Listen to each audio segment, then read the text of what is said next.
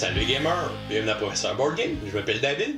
Aujourd'hui à Board Game 101, on va regarder ensemble le jeu Five Tribes. Avant de commencer, je voudrais remercier la boutique Univers Ludo qui m'a gracieusement offert cette copie de Five Tribes. Vous pouvez visiter leur site au www.universludo.ca.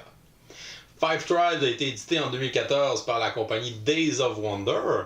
Ça nous vient du concepteur Monsieur Bruno Catala. C'est un jeu qui joue de 2 à 4 joueurs et qui va durer de 40 à 80 minutes. Le but du jeu va être d'avoir le plus de points de victoire pour l'emporter et dans le jeu, on a un paquet de façons de marquer des points. Pour les mécaniques de jeu, on va avoir du contrôle de territoire, on va avoir des collections d'ensemble, on va avoir un petit peu d'enchères et on va avoir un ordre de tour variable aussi qui va être en lien avec l'enchère pour déterminer à chacun des tours qui sera le premier joueur. La mécanique principale va être une mécanique qui est inspirée du Mancala. Donc on va avoir à prendre des meeples à un endroit sur le plateau et on va les déplacer pour faire une espèce de chaîne et l'endroit qu'on va arrêter va nous permettre d'activer une des tribus et d'activer aussi la tuile sur laquelle on va se terminer. C'est un jeu qui a quand même beaucoup de stratégie, donc un peu plus complexe que les autres jeux de Days of Wonder, donc fait un petit peu plus pour des gamers d'expérience. Alors Five Tribes, je vous montre comment ça se joue. Puis ensuite, je vous dis ce que j'en pense. On va y aller pour un placement à 3 joueurs. On va commencer par placer le plateau qui est constitué de tuiles qu'on va mélanger aléatoirement et qu'on va ensuite placer aussi aléatoirement pour faire un rectangle de 6 par 5. Par la suite, on va prendre le sac avec tous les meeples à l'intérieur et on va placer aléatoirement sur chacune des tuiles 3 meeples.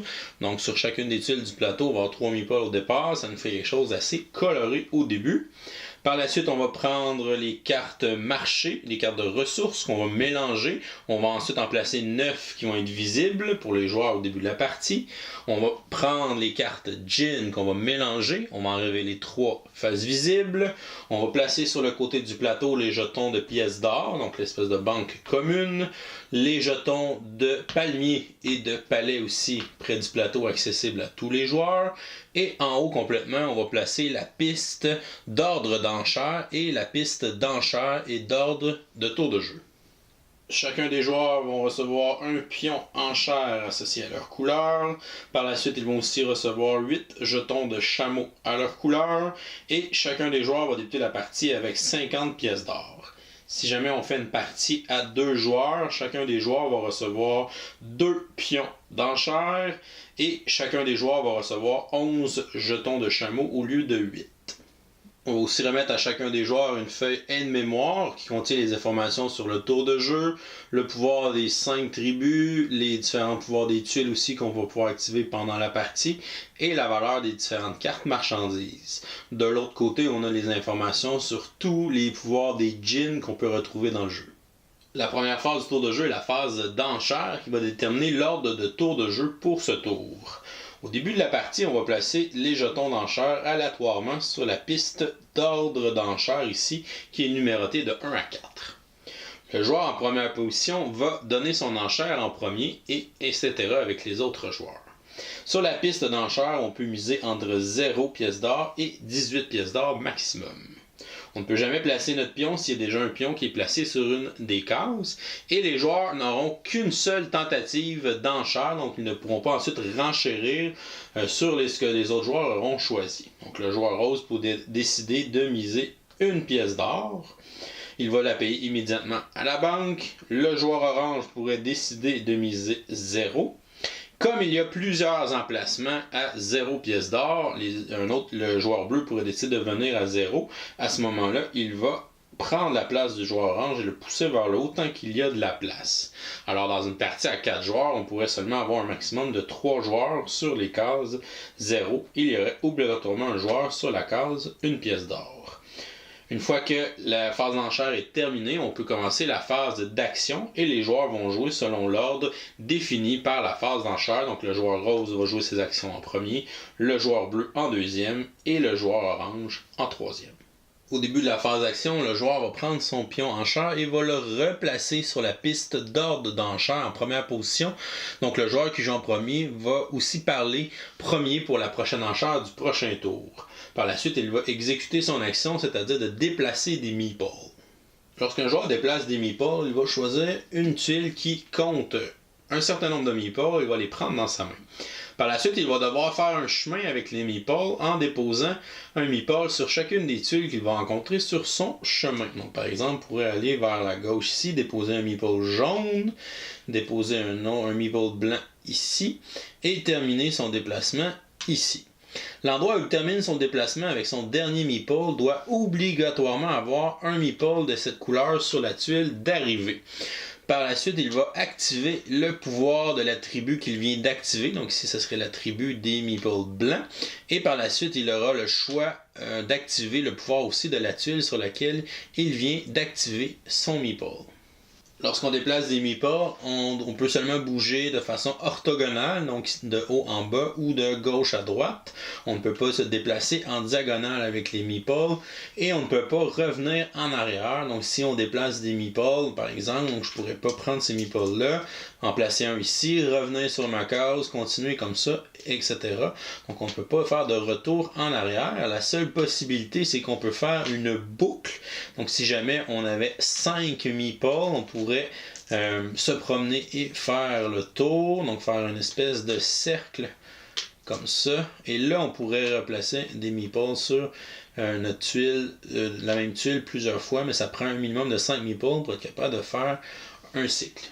On va maintenant faire le tour des 5 couleurs de meeples, les 5 tribus, pour donner le pouvoir de chacun lorsqu'on va les activer à la fin de notre déplacement. Donc ici, si j'avais activé les meeples blancs, donc qui sont les sages, je vais les placer dans ma zone de jeu, donc je vais les conserver devant moi. À la fin de la partie, chacun des sages va nous donner 2 points de victoire, et pendant la partie, on va pouvoir dépenser les sages pour aller s'acheter des cartes de djinn qui valent aussi une valeur de points de victoire, mais qui nous donnent aussi certains pouvoirs. Si je déplace les meeples ici et que je décide d'activer les meeples jaunes, qui sont l'attribut des visirs, on va aussi les placer devant soi. Donc à la fin de la partie, chaque visir va nous donner un point de victoire.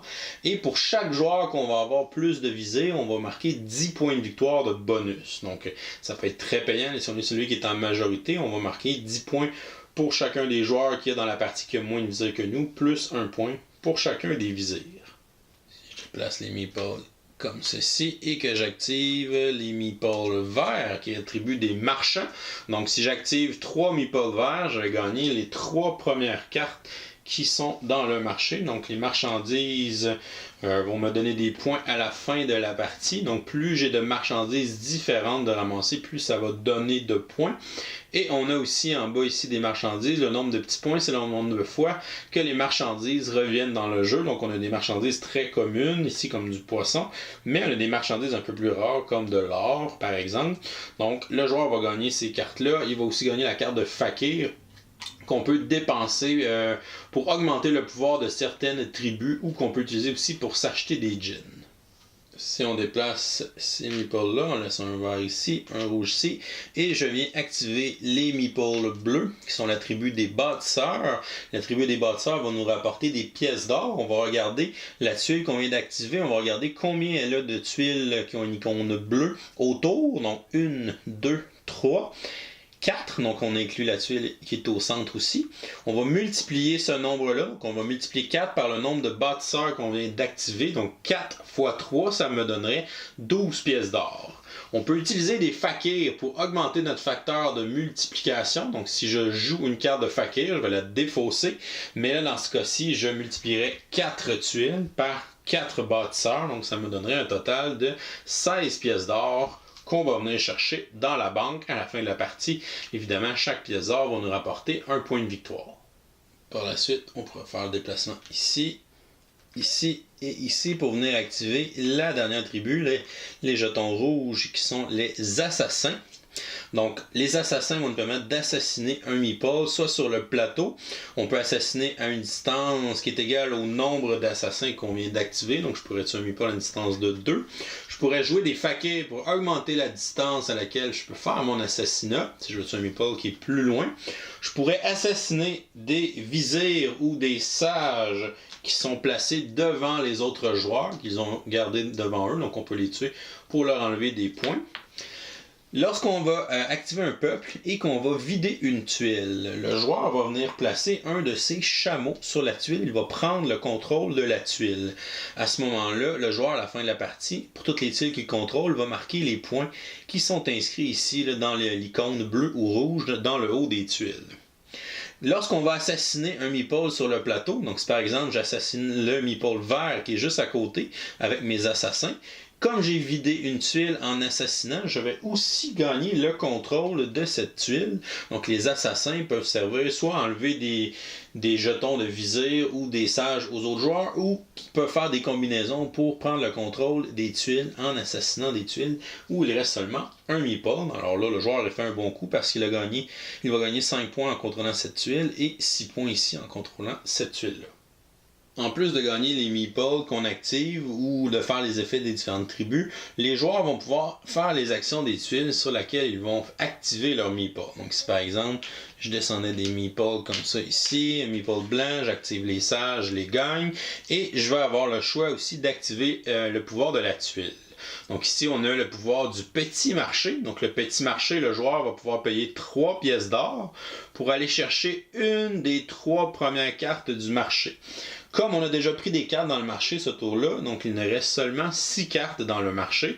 Donc dans les 3 premières ici, le joueur pourrait se choisir une des cartes en payant évidemment le coût demandé par le petit marché. Les cartes vont glisser par la suite. Il va rester 5 cartes.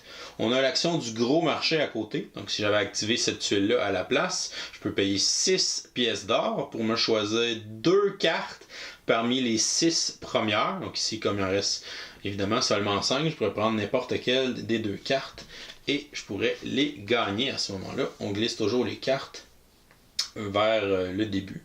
Et à la fin, on va les tasser et on va rafraîchir avec des nouvelles cartes. Donc ces cartes-là vont se ramasser au début de la file. Lorsqu'on a fait notre exemple tantôt avec les assassins, donc le joueur avait vidé la tuile en activant sa tribu. Il avait donc gagné le contrôle de la tuile, mais pouvait aussi faire l'action qui est ici de construire un palais. Donc on va tout simplement prendre un jeton de palais et le construire sur la tuile. Le palais va donner des points à celui qui contrôle cette tuile-là. Donc le joueur, comme il en a pris contrôle en même temps, a intérêt à construire le palais. Donc chaque palais va donner un bonus de 5 points supplémentaires au contrôleur de la tuile. On a aussi les tuiles d'Oasis, ce qui est un peu le même principe. Donc si on finirait notre action ici, qu'on activerait ce peuple-là, le joueur prendrait possession de la tuile et on pourrait poser un palmier sur l'Oasis. Les palmiers vont donner un bonus de 3 points à celui qui contrôle la tuile. Donc la tuile va valoir 8 et un palmier de 3 points de plus. La dernière sorte de tuile est ici le lieu sacré. Donc si j'apportais des meeples et j'activais ici mes assassins, ça me permettrait de tuer un meeple quelque part et je pourrais activer l'action du lieu sacré qui est de pouvoir invoquer un des 3 djinns ici qui est face visible. Pour invoquer un djinn, le joueur devra sacrifier, donc on aura payé 2 sages de sa réserve personnelle qu'il aura obtenu dans un tour précédent ou il peut utiliser un sage et un fakir à la place. Donc les fakirs peuvent avoir cette utilité-là. Le joueur va payer le coût et va gagner un des 3 djinns. Les djinns vont avoir une valeur en points de victoire en haut à droite. Donc ici 8 points, 6 points ou 6 points. Et chaque djinn va nous donner un pouvoir passif ou un pouvoir qu'on va pouvoir activer pendant la partie. Par exemple, le djinn ici, ça va faire que mes sages à la fin de la partie vont valoir 4 points au lieu de 2, ce qui peut être très payant. Le djinn ici va faire qu'à chaque fois que je vais utiliser un assassin, ça va me donner 1 pièce d'or. À chaque fois qu'un adversaire va utiliser un assassin, ça va me donner 2 pièces d'or. Donc à chaque fois qu'il y a des meeples qui vont mourir, ça va être payant. Et vous avez le djinn ici, que lui a un coût d'activation. Donc son coût d'activation est écrit sur sa carte. Donc c'est soit un sage ou un fakir. Et lorsque je vais l'activer, je vais prendre 3 meeples dans le sac.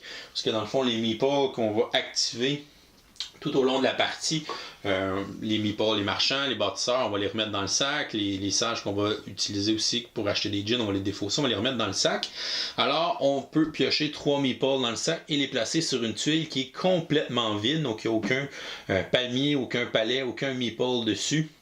Donc on peut placer les 3 nouveaux meeples, donc ça peut étirer un petit peu la partie. Donc chacun des djinns du paquet là, va avoir un petit pouvoir qui va être très le fun, en plus de donner des points de victoire. Lorsque la phase d'action sera terminée, les joueurs auront l'opportunité d'aller vendre leurs cartes de marchandises si jamais ils ont besoin de liquidités en pièces d'or pour pouvoir miser là, sur la piste d'enchères. Donc ici, selon la valeur, le nombre de cartes différentes qu'on a dans notre lot de marchandises, on va gagner les pièces d'or associées. Donc ici, j'aurai un lot de 4 marchandises différentes. Ça me donnerait un total de 13 points si je décidais de les vendre. C'est rare que les joueurs vont faire cette action-là pendant la partie. Généralement, on va essayer d'accumuler le plus de cartes tout au long de la partie pour pouvoir justement avoir une plus haute valeur de pièces d'or à la fin de la partie pour le décompte final pour faire le plus de points possible. Par la suite, on passe à la phase de nettoyage. Dans cette phase-là, on va rafraîchir le marché. Donc, les cartes qui restent vont être poussées vers le devant de la file. Et par la suite, on va rafraîchir pour remettre un total de 9 cartes au marché. Donc, 6, 7, 8 et 9. On va faire la même chose avec les djinns. Donc, on va rafraîchir les djinns pour qu'il y en ait 3 de visibles. Et par la suite, on va retourner à la phase d'enchère. Donc les joueurs vont pouvoir remiser pour savoir qui va commencer ce tour-là. Et on va ensuite enchaîner les tours de jeu jusqu'à temps qu'on arrive à la fin de la partie. La partie va prendre fin lorsque une des deux choses suivantes va arriver. Soit qu'un joueur va placer son dernier chameau, donc son 8e chameau. Ça va marquer le dernier tour de jeu. On va quand même le compléter avant de passer au décompte final. Ou la deuxième option, c'est quand on arrive pour jouer et qu'il n'y a plus aucun déplacement avec les meeples.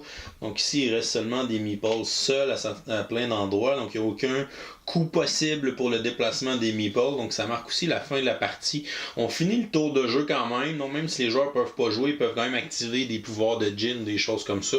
Des fois, ça peut servir à marquer des points ou à placer des palais ou des oasis sur le plateau.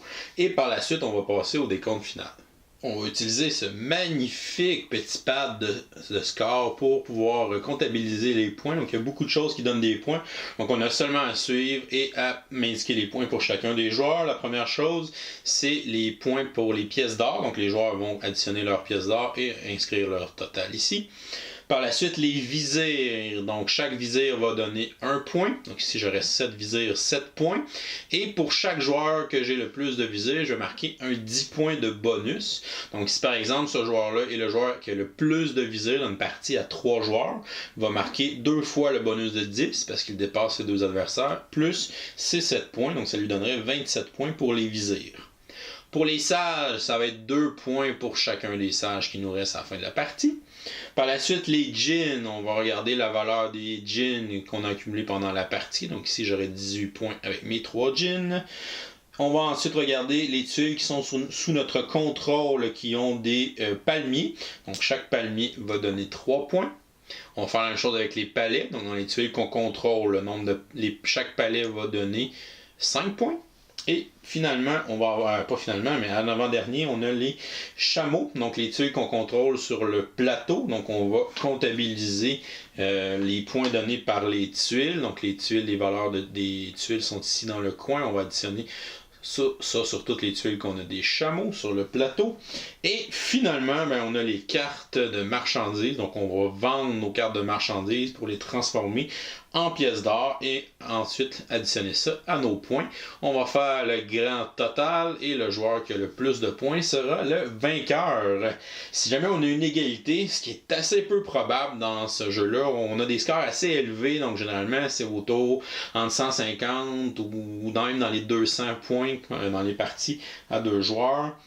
Donc on fait quand même pas mal de points, c'est plutôt rare les égalités. Si jamais il y en a une, les joueurs vont se partager la victoire, ou on vous dit dans les règles de refaire une autre partie tout simplement. Et voilà, c'est comme ça qu'on joue à Five Tribes. Je vous reviens avec mon opinion personnelle. Qu'est-ce que je pense de Five Tribes? Je voudrais commencer par dire que Five Tribes est un jeu qui était très populaire, qui a gagné quand même beaucoup de prix dans le domaine des jeux de société, notamment le Trick Track d'or en 2014, l'année de sa sortie. Il a aussi gagné un Golden Geek pour les jeux de stratégie en 2014. Ensuite, l'année suivante, en 2015, il a gagné un prix au Festival de Cannes, donc le jeu de l'année, l'As d'or. Et il a aussi gagné un prix au Québec ici, donc le LIS 2015 pour les jeux passionnés, donc qui sont les jeux un peu plus experts. Donc, gagne des prix dans des festivals qui sont importants. Donc vraiment très prestigieux comme jeu. Pour ma part, pour les points positifs, on va commencer par le matériel. Donc évidemment, c'est du Days of Wonder. On parle de composantes vraiment top qualité, des composantes de bois, le carton aussi, c'est vraiment de bonne qualité. La boîte, l'insert qui est à l'intérieur, qui est merveilleux aussi, quand tout est bien placé, rien qui bouge une fois que tout est placé comme il faut, donc ça c'est très bien. Le visuel du jeu aussi qui est très beau, donc les dessins utilisés, autant sur les cartes, les djinns aussi, donc les cartes de djinn aussi, les dessins sont super beaux, donc ça, super pour le côté visuel. Ensuite, les règles, donc j'adore les livres de règles de Days of Wonder, on dirait qu'ils ont le don de faire des livres de règles qui sont simples, qui sont aussi le fun à lire, attrayants, bien espacés aussi, avec des exemples, des dessins, donc du beau visuel aussi dans les règles, facile à comprendre. C'est un jeu que les règles sont pas très compliquées, mais une fois qu'on commence à jouer, on se rend compte que il y a beaucoup de possibilités, il y a beaucoup de stratégies, beaucoup d'options qui s'offrent devant nous. On sait pas trop quoi faire des fois. Ensuite, la mécanique Mancala, donc j'adore cette mécanique-là. Ça fait une espèce d'aspect puzzle, donc de déplacer les meeples. Ok, je veux les déplacer là pour activer cette tribu-là, puis je veux aussi faire l'effet de cette tuile-là en même temps. Donc c'est une espèce de jeu où on essaie de maximiser nos coups là, pour essayer de faire le plus de points à chacun des tours qu'on va jouer pour essayer d'activer autant la tuile que la tribu, pour faire vraiment 2 coups dans un si on veut. Si on active seulement un des deux, on dirait qu'on perd un petit peu notre temps aussi, puis c'est un petit peu moins efficace. Donc ça, c'est vraiment un jeu de stratégie que j'adore. Ensuite, on a aussi des aides de jeu à l'intérieur, donc qui résument, vous avez tous les djinns d'un côté, tous les pouvoirs des djinns, et de l'autre côté, vous avez un résumé pour les 5 tribus, qu'est-ce que c'est, quoi leur effet, comment le tour de jeu se joue avec l'enchère et tout ça. Vous avez les valeurs pour les cartes de marché, donc vraiment bien là, que chaque joueur peut avoir son petit tête devant lui. On n'a pas besoin de se référer au livre du tour, on a toutes les informations nécessaires qui sont là-dessus. Une autre chose qui est vraiment le fun dans un jeu, d'avoir le petit pad de scoring, donc pour marquer les points, parce qu'il y a beaucoup de choses qui donnent des points dans Five Tribes, donc d'avoir ça, c'est facile, on déboule ça à la fin de la partie, on note les chiffres, on fait le total, donc ça c'est merveilleux encore une fois d'avoir pensé à mettre ça dans le jeu. Il y a déjà quelques extensions qui existent, donc on a 2 extensions disponibles, on a celle des artisans qui est la grosse extension, qui va en fait ajouter une 6e tribu. Donc le jeu maintenant s'appelait Six Tribes. Donc à ce moment-là, c'est les artisans. Les artisans, on va les ramasser un petit peu comme les vizirs et les sages. Ils vont nous permettre aussi, en les dépensant, d'acheter des espèces de trésors, d'artefacts qui vont avoir soit donner des points ou faire différents effets. Donc cette extension-là est très bien. Je l'ai essayé chez un ami. Donc je pense que ça vaut la peine. Une fois qu'on a joué plusieurs parties, on veut ajouter un petit peu plus de piquant, de la nouveauté. Cette extension-là est intéressante. On a une mini-extension des voleurs aussi qui est disponible. Je ne l'ai pas essayé, donc je ne peux pas vous en parler. Puis on a annoncé là, pour cette année une 2e mini-extension, donc celle des sultans là, qui devrait aussi sortir cette année.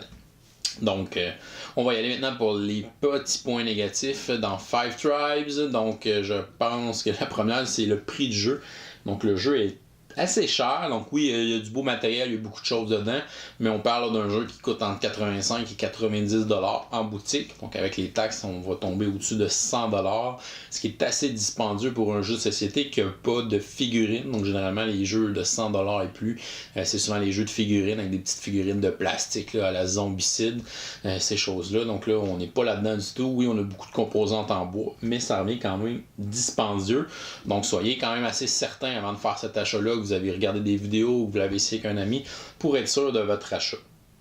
L'autre problème avec Five Tribes, c'est le jeu idéal pour l'analysis paralysis, donc le symptôme du joueur qui prend beaucoup trop de temps à jouer. Donc on regarde le plateau, on a beaucoup de choses à analyser, on essaie de trouver le meilleur coup possible, qu'on peut faire à notre tour. Des fois on a une idée en tête, là, les autres joueurs vont jouer avant nous autres, puis ils vont tous bousiller ce qu'on avait pensé, puis là ça revient à nous, puis là on est comme ok, ben là moi je voulais faire ça, je peux plus, qu'est-ce que je fais? Fait que là le joueur se met à réfléchir, puis là à regarder les options. Fait que des fois ça prend quand même beaucoup de temps avec un joueur joueurs puissent jouer, encore plus dans les premières parties. Donc les premières parties, les joueurs on sait un petit peu moins, bon, je sais pas qu'est-ce qui va être vraiment payant en points, je suis mieux d'aller essayer de chercher des cartes de marchandises, est-ce que je devrais aller me chercher des gins, qu'est-ce qui est bon, donc on sait pas trop. Donc on encore réfléchir encore plus. Donc ça fait que ce jeu-là, si on joue à 4 joueurs, ça devient assez long là, parce que les joueurs prennent quand même beaucoup de temps à jouer, donc je vous le recommande à 2 ou à 3 joueurs. À 2 joueurs, ce qui est vraiment le fun, c'est que c'est comme une partie à 4.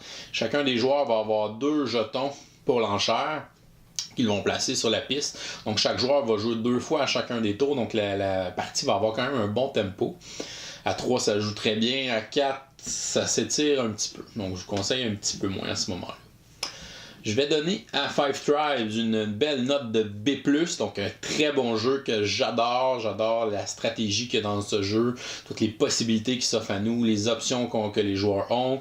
C'est un jeu avec une qualité de matériel qui est incroyable, donc tous les jetons en bois, le visuel qui est vraiment beau aussi. Donc vraiment une superbe boîte de jeu. Mais soyez sûr de vous l'aimer parce que c'est un jeu qui est assez dispendieux. C'est un jeu que j'aurais donné probablement un A s'il y avait le syndrome analysis-paralysis serait peut-être un petit peu moins présent à l'intérieur du jeu. Mais c'est un jeu que j'adore jouer et que j'adore montrer aussi à d'autres joueurs. Alors c'est Five Tribes, donc si vous n'avez pas encore essayé Five Tribes, je vous conseille fortement. Et voilà, c'est tout pour aujourd'hui. Si jamais vous n'êtes pas encore abonné à la chaîne, vous pouvez le faire ici en bas en cliquant sur le bonhomme. Sinon, vous pouvez nous suivre sur Facebook, Twitter ou Instagram à Professeur Board Game. Vous pouvez venir nous lire sur notre site web à passionboardgames.com. Et moi, je vous dis à la prochaine et continuez de gagner.